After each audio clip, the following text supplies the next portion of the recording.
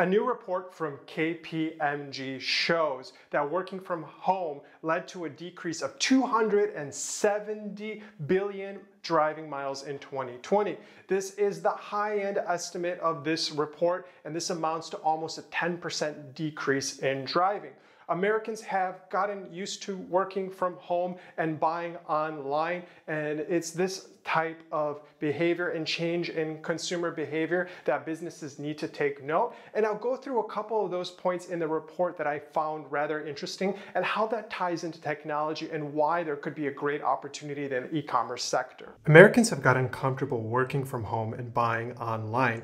That means they're driving less. Businesses need to take notice. This is a very interesting report from KPMG. When you go through the actual layers of this report, you really get down to some of the most important tips here.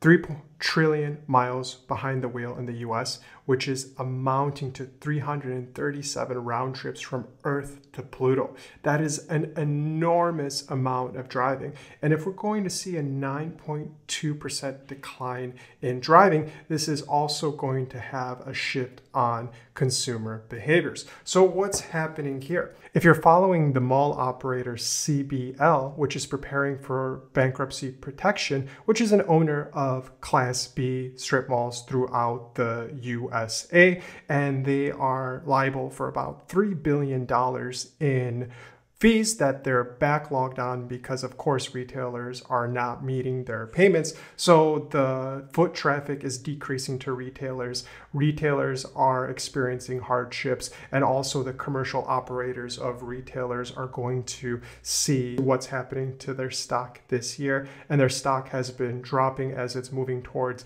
bankruptcy, and it holds a big bag of liability. So where's the opportunity here for e-commerce? It looks rather grim for retailers, but this is a shift in innovation. This is a shift that we've already seen with Amazon. Since I've been following this story, it closely resembles what SEARS was doing when it was entering its bankruptcy death spiral.